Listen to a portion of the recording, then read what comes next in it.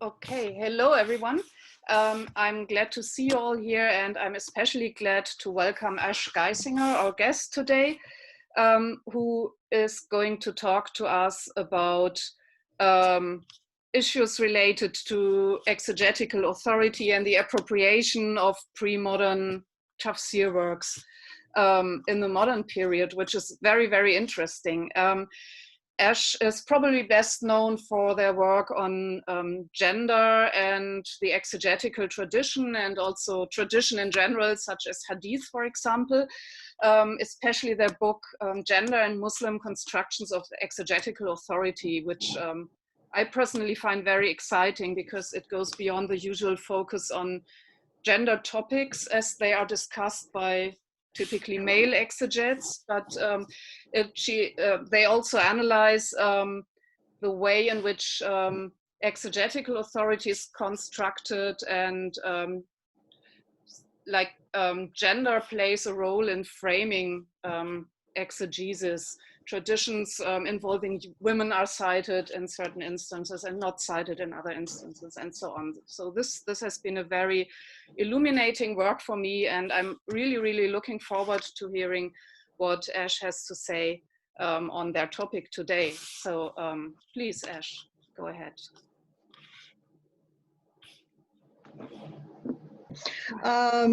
All right, thank you very much for inviting me. I really appreciate this. This is an ongoing research project. As you pointed out, my research into this has been dealing with classical texts, so looking at how they're taken up in the contemporary period is something that I'm still very much trying to flesh out. So these are preliminary remarks, definitely. Okay, so from the formative period onward, many classical Sunni tafsir works have presented a few female figures, mostly Muslim women who reportedly lived during the time of the Prophet Muhammad or in the immediate aftermath of his passing, as sources of exegetical materials of various kinds. This continues to varying extents into the late medieval period and on to into the 19th century. Portrayals of this type have multiple textual afterlives within tafsir works and also in writings on tafsir's margins, such as in chapters on Quranic interpretation in some hadith collections. Among the 20th and 21st century examples of textual afterlives is the invocation of some such portrayals of female figures by conservative and often male Sunni Muslim authors, as well as Sunni Muslim feminists. In part, this is a byproduct of their usage of certain classical Sunni Qur'an commentaries, as well as of some other classical works. Examining the workings and functions of this phenomena provides insight into the roles of tafsir in contemporary Muslim constructions of the past, as well as of how exegetical authority in relation to the Qur'an, as well as in the broader sense, is constructed and contested in the present. And as we shall see, constructions of time, theological constructions of time, are central in this process. To begin with the portrayals of female figures as sources of materials deemed relevant to Quranic exegesis, such figures were typically wives of the Prophet Muhammad, and most often Aisha bint Abi Bakr, or much less frequently other female followers, companions. Occasionally they are women of the next generation from the successors. These female figures are presented as sources of these materials or as having transmitted them from the Prophet or other members of his community. These materials include those which are directly exegetical, meaning that they were apparently originally in quotation marks, I'm not making a comment on whether we can know this historically, intended to comment on a Quranic verse and make little sense apart from it. So periphrastic interpretations, for instance, so meaning such and such a word means X, and variant readings. Other materials are potentially exegetical according to the judgment of the commentator who is quoting them, such as lines of poetry, which can be used to illustrate the meaning of a word, legal opinions, prophetic hadiths, traditions related from early authorities. Material of these types are used in Quran commentaries in order to interpret Quranic verses which address a wide variety of topics, ranging from theological, ritual, and legal questions affecting the community as a whole to matters of personal piety, and a couple of examples we will shortly see. How did such portrayals of a small number of women from Mecca, and much less often Medina, of women who are often elite, religiously, socially, or both, and lived in the ever more distant past, and which are found between the pages of Quran commentaries written centuries ago, come to be popularized for 20th and 21st century Muslims? From the late 19th century onward, a number of religious movements responding to an array of political, economic, and social changes championed certain classical sources and favored time periods, often the dawn of Islam, as touchstones of cultural or religious legitimacy and authenticity. While developments in technology, education, and media, and a number of examples of these factors have been discussed by other papers in this series, enabled the popularization of such shifts. One result is that mostly male thinkers, ideologues, and religious leaders of various persuasions constructed what I have termed elsewhere as a reservoir of proof texts: Quranic verses, hadiths, incidents from the Sirah, other materials culled from a range of classical texts, including Quran commentaries. And these were used in discussions, debates, and apologetics about a number of controversial topics, including gender, roles, and sexuality. Certain portrayals of early Muslim women, Aisha in particular, serving as sources of exegetical materials, were among these textual snippets. These were extracted from classical Quran commentaries, hadith collections, as well as from a couple of medieval compilations of traditions which celebrate Aisha as superlatively knowledgeable. One by a Zarkashi, for example, which was later summarized by a Suyuti. Such textual fragments became popularized to varying extents so that average Muslims who had little or no access to the classical sources they were originally drawn from became familiar with them, and without relying on religious scholars, could draw their own conclusion about the quote-unquote meaning of these things. 20th and 21st century Muslim authors employ these portrayals in a variety of ways, which are shaped by a number of different factors, including their political, economic, and social contexts. For example, as early as the 1920s, several conservative male religious scholars in India wrote a book about female companions called, in English, The Biographies of Female Companions and Their Life Examples. It was written originally in Urdu, which presents them as role models who are scrupulously pious, socially and economically active, brave on the battlefield, and valued sources of religious knowledge. It describes Aisha's knowledge of what the authors term ilm tafsir, and yes, they use that expression, as, quote, unparalleled among male and female companions, and on par with the elders among the companions, and they give Ibn Abbas as an example. A small selection of examples of this tafsir of hers in the form of well-known hadiths dealing with the meanings of certain Quranic verses then follow. So here's a well-known example up on the slide here. Intended for evidently literate and urban Muslim women in particular, this book's aim was apologetic. The authors argue that Islam has the correctly balanced approach to women's status, in contradistinction to the reputed cruelties of ancient Greece, Rome, and India, and the exaggerated regard, in the view of the authors, for women in Europe. This is in the 1920s. The larger context is British-ruled India, in which the status of women in Islam, quote unquote, has been made an issue by colonial authorities, as well as in Christian polemics against Islam, missionary polemics against Islam. And different Muslim movements were debating female social roles as part of their broader negotiations with modernity. Testifying to a continuing market for writings of this type, this book was reprinted several times, translated into English in 1995, and circulated internationally in the late 20th century, wherever there was a demand for English literature on Islam, which would be accessible to lay Muslims. And now it and other similar writings continue to be available for purchase through the internet. So it was a long-lived work. Shifting political, economic, and social contexts, as well as the author's own Islamic orientation and concerns, result in significantly different framings of such portrayals of female figures from the dawn of Islam.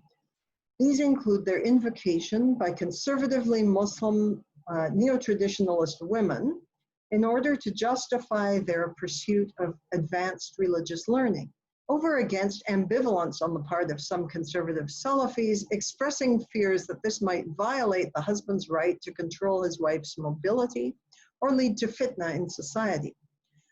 Texts of this type have also been utilized in neo-traditionalist arguments against Muslim feminists. Islam is said to have already provided everything necessary for women's spiritual and intellectual flourishing centuries ago. Therefore, it is not in need of Muslim reinterpretations, feminist reinterpretations of the Qur'an or of fiqh or of anything else. At stake here is interpretive authority. Who can rightfully exercise it? When, how, and over which sources? This question is negotiated through rival gendered constructions of the past. What share did Muslim women ever have, whether at the dawn of Islam or in the centuries following, in the Qur'an's interpretation or any other realm of Muslim religious sciences? In their constructions of these pasts and of the proper Muslim approach to time, conservative Muslim male authors construct particular modern visions of authentic Muslim masculinity, which are unambiguously cisgendered, heterosexual, religiously entitled to leadership, communally central, and as rightfully exercising definitional control of the past as enshrined in classical sources. Therefore, such masculinity is deemed as empowering those who can claim to embody it, to determine for women and all other members of the community what statuses and roles can be legitimately permitted to them, as well as what, if any, weight their voices might be conceded to have. That these portrayals of early Muslim female figures as sources of materials relevant to exegesis have become symbolically freighted and politically charged would be an understatement. How then do Muslim feminist authors, especially those reinterpreting certain Quranic verses in ways that they regard as more in line with gender justice, deal with them? And given the textual politics of the classical source texts, as well as their modern reframings, which center certain male gazes as authoritative and position women as less so, if not as objects, then why would they do so? What are the possibilities and limitations involved?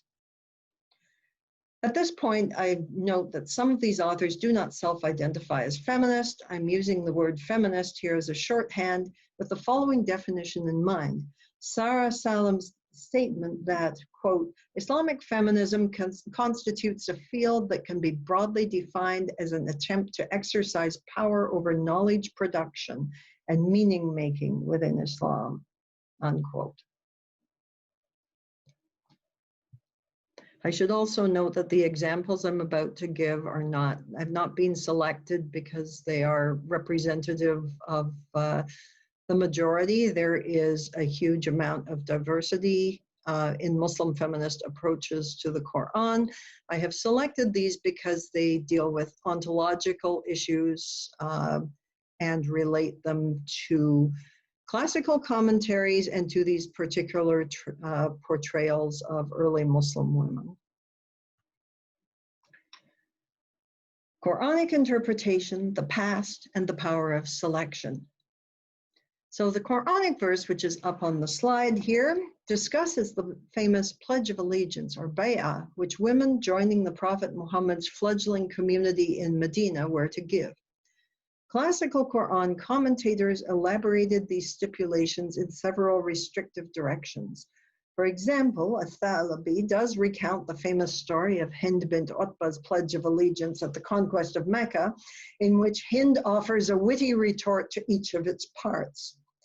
But the behavioral model that is intended to be followed by later generations is provided in a few hadiths related on the authority of a few female companions. Umayyah bint Rabi'a, as well as the Prophet's wife Aisha, relate that he did not shake hands with women when he accepted their pledges of allegiance. The association of this verse with gender differentiation and segregation is further affirmed as the Tha'labi goes on to quote interpretations credited to various male authorities, forbidding female lamentations over the dead or attendance at funerals, female or free women's social mingling with unrelated men, or a woman traveling unaccompanied. However, a number of Muslim feminist authors do not see limitation but recognition of the agency of female believers. Yet classical tafsir haunts even feminist rereadings, which continue to refuse to be constrained by such works, whether they try to ignore them altogether or utilize them selectively and creatively. A recent example of the latter approach is Ni'mat Hafiz Barazanji's book, Women's Identity and the Qur'an, a new reading. Barazanji is a Syrian American. Among her sources are several classical Qur'an commentaries, including those of Tabari, Al-Qurtubi, Ibn Kathir, and the Tafsir of Jalalain, and also several books by the 20th century Egyptian exegete Aisha Abdurrahman. Barzanji's rereading of the Quran centers the equal responsibility, spirituality, and intellectual agency of female believers. She rejects what she terms proxy morality, in which women are taught that their relationship to God must be mediated by and expressed through their obedience to male relatives and husbands, and by following the interpretations of usually male religious authorities.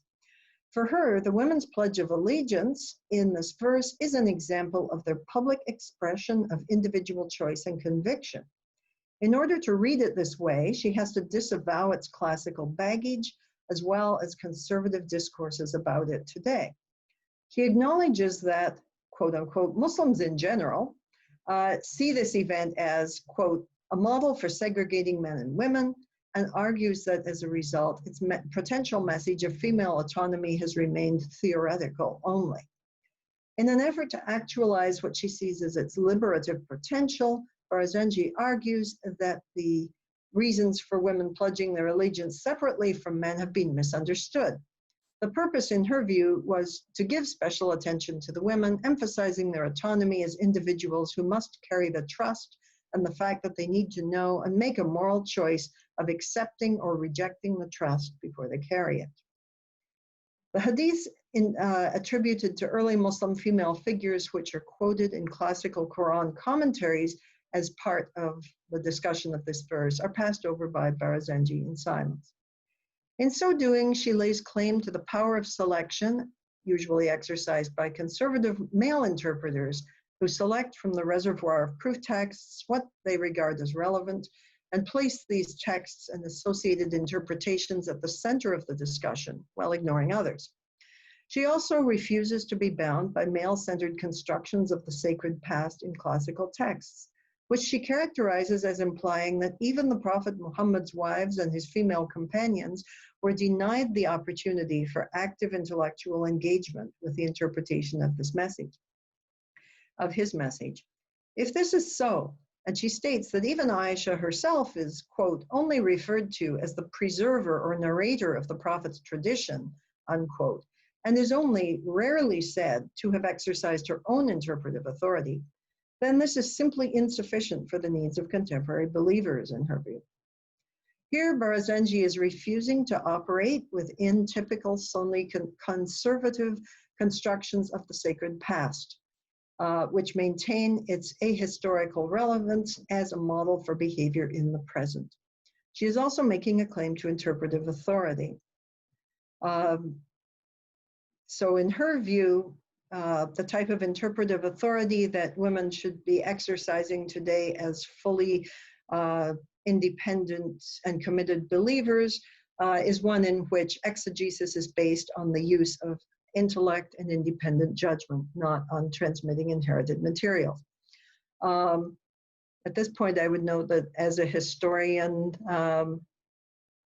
the transmission of inherited materials was always marginal to classical tafsir. Anyway, what is at stake here, interpretively speaking, is women's ontological status as believers in their own right. This is a topic which in various ways has been and continues to be an important focus of feminist Muslim exegesis, whether through reinterpretations of the Quranic passages about Adam and his wife, or of verses which speak of male and female believers alike as receiving divine rewards for their righteous deeds, most famously verse 33-35. As Rifat Hassan points out, classical interpretations of the story of human creation, which portray Adam's wife as created from his rib in order to fulfill his need for companionship, position women in general as secondary and derivative, divinely intended for men's use and intended to be subordinate to male authority. Today, many conservative interpretations of the creation story, as well as of Quranic verses such as 33-35, agree that women are spiritually equal to men and reject as inauthentic some of the traditional stories about Adam and Hawa recounted in classical tafsir works, which were reportedly obtained from the people of the book, the so-called Israeliyat, which fault her as a temptress who induced Adam to commit the first sin. However, they typically fail to acknowledge the decades of interpretive work by Muslim feminists on these issues. Also, they often refuse to give such spiritual equality a decisive role in legal questions, social organization, or familial structures, or even in ritual practice or access to worship spaces.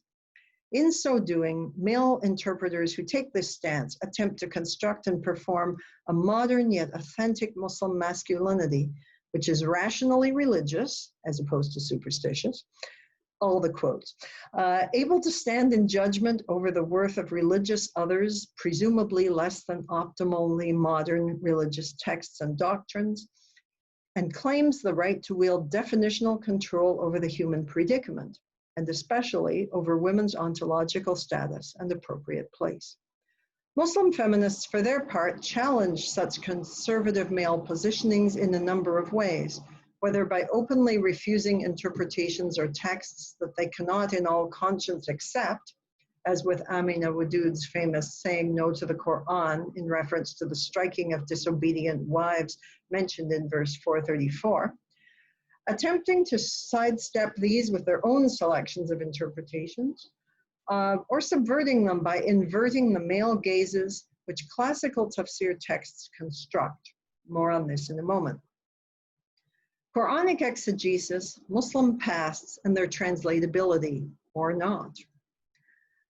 Conservative discourses which assess, reject, or rhetorically legitimate change in the present by invoking constructions of the past presume that the past is translatable to the present. Categories such as man, woman, child, marriage, family are assumed to stand outside of history so that their meanings allegedly have not changed from the first 7th century Hijaz until now, so they can therefore pass judgment on the present and serve as a workable model for gender roles and family life today. The past is made to function as an imagined homeland for believers, as a truer, more pure version of the past, and the present is always found wanting by comparison. One way this imagined homeland is constructed is through conservative apologetic reading, commentarial, translation, and citation practices. These tend to quickly pass over without comment, ignore, or sanitize aspects of the past that are thought to require qualification or detailed explanation for modern readers, such as slavery, concubinage, or child marriage, among other issues. While some Muslim feminist Qur'an interpretation tends to avoid calling attention to such topics, some take them on directly, refusing to sanitize them or discuss these in apologetic ways. In her book, The Perplexity of a Muslim Woman over Inheritance, Marriage, and Homosexuality, originally published in 2008, the English translation in 2017, Ulfa Youssef, a Tunisian Muslim feminist, discusses verse 65:4, which is up on the slide. This verse deals with the iddah, or the waiting period for a divorced wife, during which she is not permitted to remarry and must abide by some other restrictions on her attire and mobility. As Yusuf straightforwardly observes, referring to the Ahkam al-Qur'an of the Maliki jurist Abu Bakr ibn al-Arabi and the Qur'an commentary of al-Razi, this verse was interpreted by classical exegetes as a reference to and permission for the marriage of prepubescent girls. She also states that Ibn Ashur, a modern Tunisian Qur'an commentator, argued that marrying off young girls and boys is allowable in some special cases. But for Yusuf, such arguments based on a Quranic verse and its classical interpretation, or prophetic practice, or social custom, or modern apologetic arguments alleging that some girls mature quickly, cut no ice. What is definitive in Yusuf's view are the violation of girls' human rights that child marriage involves, its unjust and, to her mind, absurd imposition of adult responsibilities on girls, and the psychological harm and physical pain that it causes them. Yusuf illustrates the pain suffered by child wives by quoting from Az-Zamakhshari's exegesis of the following Quranic verses. We have created anew virgins, loving of matching age. This is verse 56, verses 35 to 37. These are part of a passage describing rewards that await pious men in paradise. Az-Zamakhshari relates, as he's discussing these verses, that a wife of the Prophet, Salama, asked what these verses mean, and that the Prophet replied that they refer to elderly women who die and are then made youthful again in paradise. He went on to say that these now youthful women's husbands, who will be of like age, will find them virgins every time they sexually approach them. The tradition goes on to state that Aisha, who was evidently listening to this conversation, interjected, "Oh, it is so painful." The Prophet responded that there is no pain, meaning in paradise. Az-Zamakhshari's discussion of these verses, which show his debt to Athalabis before him, Athalabi also has this tradition, constructs certain male perceptions, desires, and senses of entitlement to female bodies as normative and places these at the center of the hermeneutical enterprise. While Salama's question, and especially Aisha's interjection, could be said to momentarily introduce female subjectivities into the interpretive scene, these are just as quickly neutralized. While this hadith is clearly not intended by Az-Zamakhshari to call into question the justice of the paradisiacal scene, much less of the marriage of young girls, Yusuf utilizes it subversively in order to place girls' pain, girls' subjectivities, a female gaze at the hermeneutical center. This is an ontological stance on her part. Female pain is not for her an interpretive afterthought, nor is it an inconvenience to be airbrushed away as inconsequential in the face of legal or theological concerns or the broader scheme of things. Nor is it any less important than men's pain or men's wishes. In her view, female pain matters, female words about their pain matter, and must have authority in any just interpretation of the Qur'an. To conclude, portrayals of female figures as sources of materials regarded as relevant to Quranic interpretation found in some classical tafsir texts and elsewhere continue to have interesting and complex textual afterlives. Depending on how these are framed and by whom, they can reaffirm or contest classical interpretations, address contemporary political and social concerns, shore up hierarchical or more egalitarian models of gender, and limit or expand women's access to interpretive authority. As such, they are a fascinating example of the continued relevance of an aspect of classical Qur'an commentary for Muslims today. Thank you. Thank you so much, Ash. That was really fascinating. And as usual, you show us that gender is really a very relevant angle at which to look, through which to look at tafsir, and not just, I mean, to gain insights on gender per se, but to gain really important insights on authority, on who gets to speak, who is silenced, and what purpose the past is put to. So this is what I really liked about your book, and this is also what was very fascinating to me about your talk. So I would now like to introduce our discussant, Karen Bauer, to whom I'm profoundly grateful for agreeing to do this, even though she has just been teaching for 3 hours. So this is really a great sacrifice on her part. Karen is also very well known for her work related to gender and tafsir. She's a senior research associate at the Institute of Ismaili Studies in London. And among her publications are her book, Gender Hierarchy in the Quran, and also an edited volume on aims, methods, and contexts of Quranic exegesis. So yes, Karen, I'm looking forward to your thoughts. Well, thank you so much. I hope that, yeah. Well, in any case, if I suddenly fade, it's just the 3 hours of teaching beforehand, because I was so grateful to be invited to this, actually, and so grateful to have the chance to comment on Ash's talk and to hear Ash's talk, actually, because due to the crazy situation, I haven't actually managed to attend any of these talks so far, but once you invited me, I'm here. So I'm very grateful for it, and particularly for this one.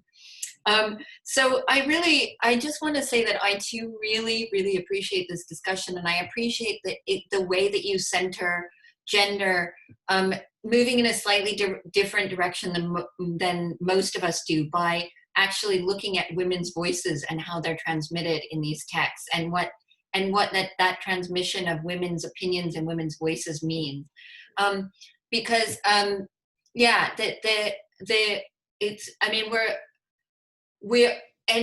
it's just very interesting how these women's voices, insofar as they're preserved in the tradition, are appropriated in the modern discourse over women's rights, over the construction of ideals of masculinity and indeed femininity, of course, and over feminism as well. And it made me really think about the different ways that women approach these texts right today. And you've mentioned some of these methods, which is, just say no, which is like Amina Wadud's. And then Olfa Yusuf seems to actually take a slightly different view, which is to center the women's voices, if I'm not mistaken, in her reinterpretation of the Qur'an. Now, I haven't actually read her work, but that seems to me to be a really profoundly interesting new methodological way of approaching things, because it's just slightly different from I'd say the kind of accepted and taken for granted, while we've got to look at the context of the Quran, which we all know that we have to do anyway as historians or as feminists, or however we approach it.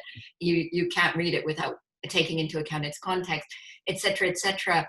But then to kind of center these women's opinions about what the Quran is saying is a very it's something that's a little bit more of a subtle thread that I don't see that often in feminist exegesis. But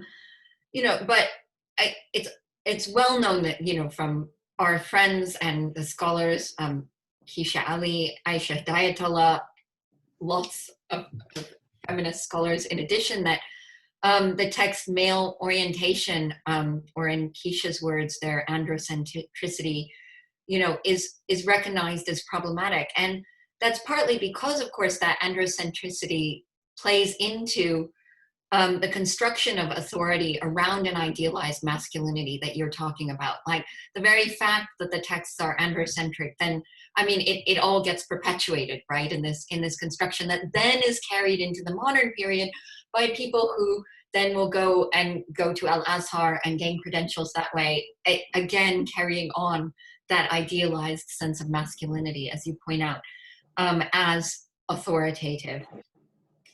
And in my view, I think, and in other people's view, many modern works of tafsir are written precisely in order to show a scholar's fluency in that world, and by extension, their own personification of those ideals.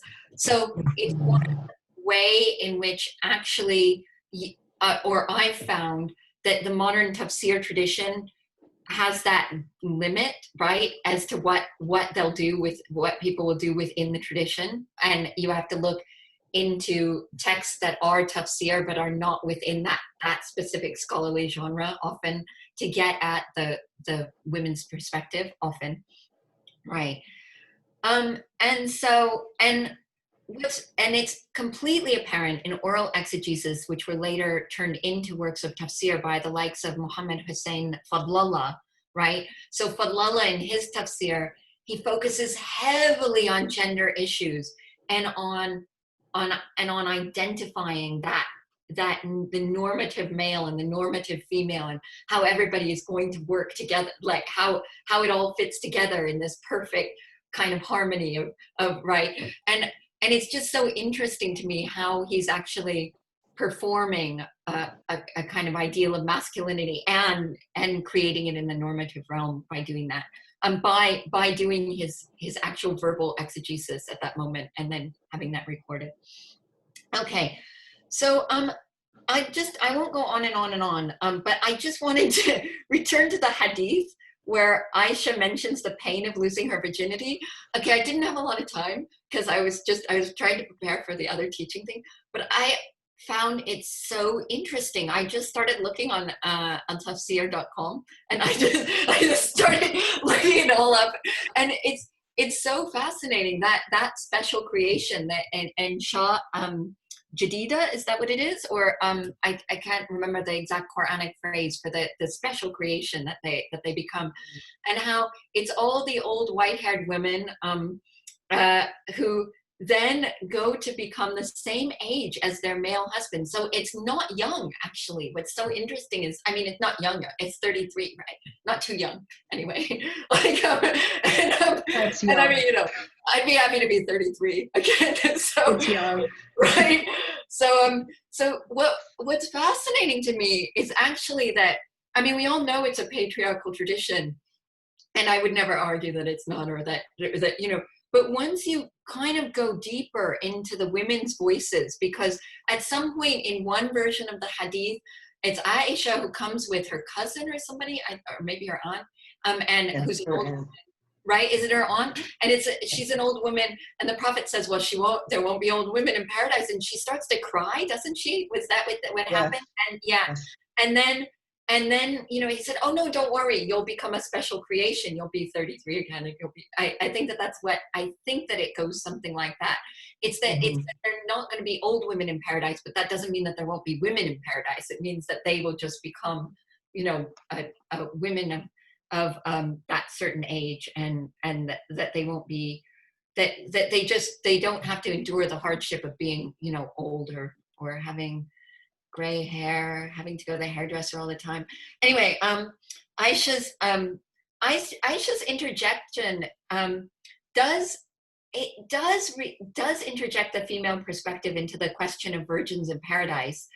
But it's interesting. I don't know that I use the term neutralize to describe the Prophet's response, because I think that he actually acknowledges it. I think he's acknowledging her perspective by saying, no, there won't be any pain. And no, from a Zamakhshari's perspective, he's neutralized it.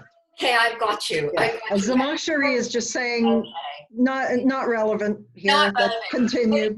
But I think that I'm with your interpreter, Ulfa Yusufi, or Yusuf, right? I think that if I understand her interpretation more correctly from your talk, I'd say that it's really interesting, because in this, the Prophet answers her concern. I mean, he says that there is no pain, right? She's not asking, you know, we have to admit, you know, along with Keisha and lots of our friends and colleagues, that, you know, she didn't ask there about, well, will I find pleasure in paradise? You know, no, she just said, oh no, ouch, I don't want that one, you know, and he says, no, don't worry, it's not going to be painful. You know, if we just you know, imagine ourselves being there, that's kind of what he's saying to her. And I find that really fascinating as a kind of parallel to the way that the Qur'an acknowledges worldly inequality and worldly injustice, but then the way that piety, in the pious realm, people who are pious go to attain the hereafter, whereas actually, so there's a kind of overturning of those worldly hierarchies in the hereafter. And I mean, it's not clear that the gender hierarchy is entirely overturned in the hereafter. I mean, and I would never argue that on the basis of the Quran. I mean, the Quranic text that we have. But I just thought it was really interesting, an interesting way of addressing that particular woman's pain, and hearing her voice and saying, well, actually, no, that hardship that you've endured, that's not the hardship that you'll have there, right, in the hereafter. And yeah, I don't know that, it's just that, in fact, when you go into these hadiths, and in your book as well, it's just that the more and more you go into them, the more you do see that women's concerns are brought forth in a way that's then silenced entirely in the tafsir tradition, neutralized, as you say, you know, like, right, just brought, you know, it even if it's brought in, it's not acknowledged as such. And that's just, I don't know, I think that that's a really fascinating line of research. So thank you so much. Yes, Thank you very much. Yeah, it's really, I mean, I just remembered that we have several instances where actually the tafsir tradition comes up with traditions where women complain about this verse or another in the Quran. So, for example, Quran 4:32, and do not wish for that by which God has made some of you exceed others, and so on. So there's this tradition where I think Salama or someone complains, and then Muhammad Abdu, for example, goes into this long explanation of how actually women are favored, but because they don't have to go to war, they don't have to work, they can just sit at home, etc., etc. But I mean, just the fact that someone at some point saw the need to introduce these stories shows that at least somewhere there must have been an awareness that women might have cause for complaint. So even if you want to brush it off, you at least, as somebody felt they should at least talk about it in some way and kind of bring it into the conversation, even if it then goes into like a totally male-centered direction. So maybe even in the idealized past of conservative Muslims where men were just the unquestioned center of authority, it wasn't quite as simple always. I don't know. Yeah, anyway, thanks a lot. Ash, do you want to respond to the comment? The verse, by the way, is Ansha'na huna insha, right? Not insha. Yeah, but it's updated as a new. Thank you very much for both of your comments, Karen and Johanna. As far as the issue of centering women's voices is concerned, as well as women's experiences, I mean, Olfa Yusuf is definitely trying to do that, but the sources that she's drawing on have obvious limitations. So, I mean, Aisha is not presented in classical sources as, you know, every woman. She's a very unusual, exceptional woman. She is from the elite of the 7th century Hijaz, both socially, she's from Quraysh, and, well, of course, her father ends up being the first of the caliphs, and from the religious elite as well as one of the Prophet's wives. So she's definitely not intended in these sources to represent some sort of common female experience. But the way that Yusuf is using her, from at least my reading of Yusuf's work, in this particular discussion of this particular verse, is to destabilize the usual invocations of tradition when defending child marriage. That, you know, it was, well, Aisha's young marriage is often used as the example of why this is supposed to be all right. And so by centering a particular tradition in which Aisha speaks of her pain, then she's turning that upside down. She's saying, no, Aisha is, if she's an example of anything, it's of why child marriage is not a good thing and why it shouldn't continue to be practiced. And in her view, this particular tradition points to a problem which classical interpreters did not adequately take into account, that they didn't care about women's pain, at least to the extent that they cared about men's pain, and that their carings about human pain mapped onto a hierarchy. So, I mean, to the extent that they would have cared about the pain of free elite women, they cared about the pain of enslaved persons less, and so on and so forth. So she's turning all that inside out and saying, no, we need to ask questions about whose pain is being placed at the center here, why it's being placed at the center, and how can we interpret the Qur'an in a just way for the 21st century. So what she's doing is very subversive. As far as women's experience is concerned, a number of feminist approaches to the Qur'an have dealt with it. So Amina Wadud has already been mentioned. She definitely pioneered that. Musawa's work as well on Kiwama and Wilaya, which talks about, I mean, they went out and they interviewed women from a number of different communities across the Muslim world and asked them, you know, what's your experience of Kiwama and Wilaya? How has, you know, polygamy, divorce, being supported by your husband while you, in theory, have no obligation to go out and earn a living, child custody, etc. How has that worked out for you? So as far as they're concerned, they wanted to look at diverse women's experiences. They interviewed poor women, women with very little education, women from all different ethnic backgrounds and social levels. So there are efforts to use women's experiences as a way of interpreting the Qur'an. They tried to be as broad as possible and not to limit themselves to a few elite voices. And we can't forget Saadia Sheikh, of course, and her Yes. brilliant tafsir of praxis article, right? I mean, we Yes. can't, you know, it's just such a great article. It's so good for teaching too, I have to say. Yes. Yeah, that's right. You know, that's right. I didn't mean to say that. I meant to say looking back in history and then teaching those historical voices. But that's absolutely, of course, you're right too.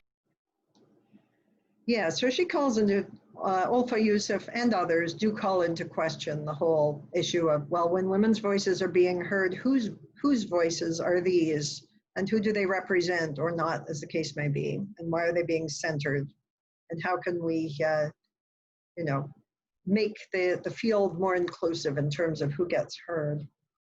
In terms of the issue that you mentioned, Karen, that you don't often see feminist exegesis dealing directly with these quotations from classical tafsir works of female figures who are quoting hadiths or otherwise, you know, transmitting exegetical materials, that you don't see that often in feminist tafsir.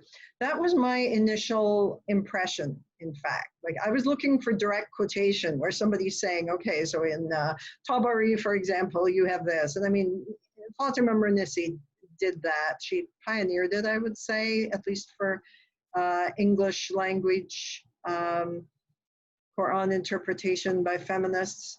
She not only did it, she talked about her process that she had to go through of, you know, accessing these books at the library. Well, now that this stuff is all available online, that's become a lot easier for people.